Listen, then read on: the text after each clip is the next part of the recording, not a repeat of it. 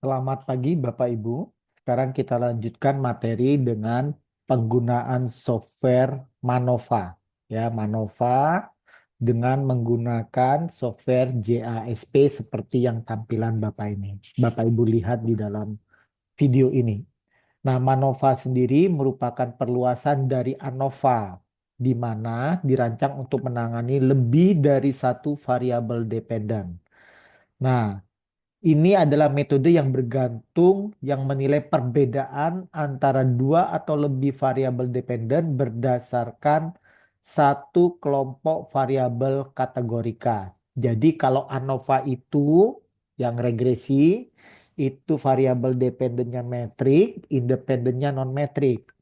Sementara MANOVA juga sama variabel eh, dependennya metrik, independennya non metrik. Nah, perbedaan ANOVA dan MANOVA kita lihat di sini.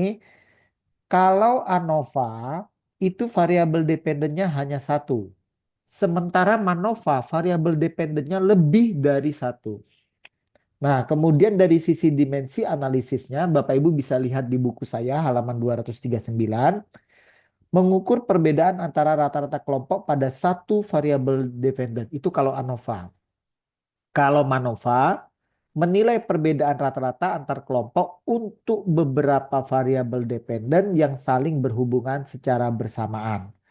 Nah, konteks penggunaannya kalau ANOVA diterapkan saat studi hanya fokus pada satu variabel dependen, sementara MANOVA diterapkan dalam situasi yang menyakup beberapa variabel dependen yang saling berhubungan.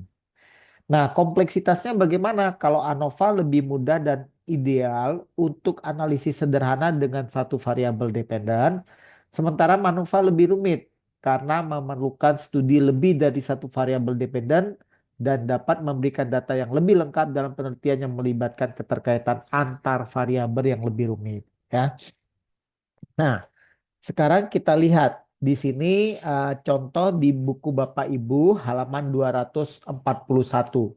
Ya, kita menggunakan data MANOVA. Nah, data MANOVA ini kita ingin mencari apakah pekerjaan orang tua akan berpengaruh terhadap nilai ujian pada mahasiswa manajemen, pada mahasiswa akuntansi, atau mahasiswa keuangan, ya. Nah, pekerjaan ini berfungsi sebagai variabel bebas yang termasuk dalam kategori tipe datanya nominal atau kualitatif. Nah, nanti saya masukkan di sini ada tiga jenis yaitu karyawan swasta, pengusaha, dan aparatur sipil negara (PNS) ya Bapak Ibu. Nah, datanya ini sekarang saya akan melakukan import karena datanya sudah ada di CASP, saya langsung import.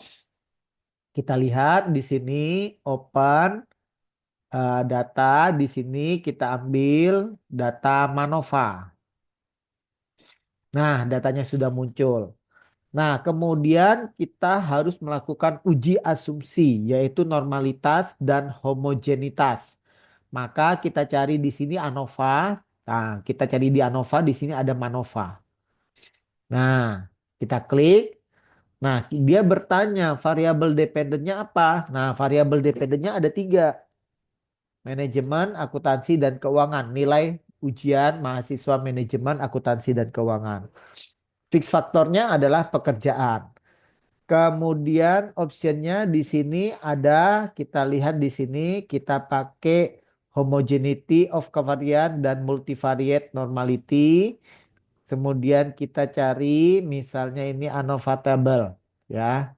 Nah, ini ANOVA table hasilnya adalah nilai dari masing-masing apa itu variabel independen terhadap variabel dependen. Bagaimana pekerjaan berpengaruh terhadap nilai mahasiswa yang manajemen, mahasiswa akuntansi, dan mahasiswa keuangan.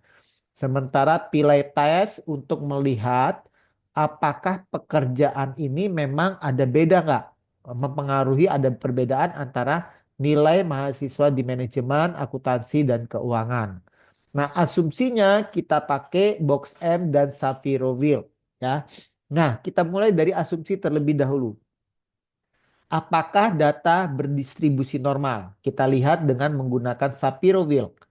Nah, ketika Shapiro-Wilk di sini adalah signifikan, kurang dari 5%. Kalau signifikan berarti H1 yang diterima berarti data tidak normal. Kalau data tidak normal, Bapak Ibu harus tambah data lagi atau transformasi ke logaritma, ya. Nah, kemudian yang berikutnya adalah uji homogenitas dengan menggunakan box M, ya. Nah, di sini kita lihat hasilnya signifikan, ya. Kalau hasilnya signifikan, artinya di situ H1 diterima. Berarti datanya bersifat heterogen. Kalau tidak signifikan, berarti datanya bersifat homogen, ya.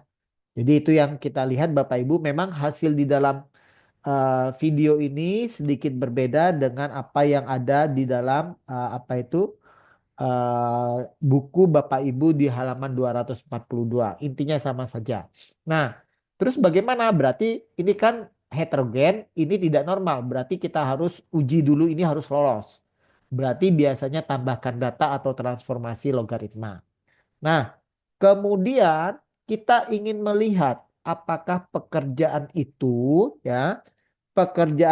akan berpengaruh, ya, berpengaruh terhadap nilai dari mahasiswa manajemen akuntansi dan keuangan. Ternyata hasilnya di sini menggunakan pilai tes, ternyata hasilnya adalah signifikan. Berarti signifikan itu di sini artinya apa?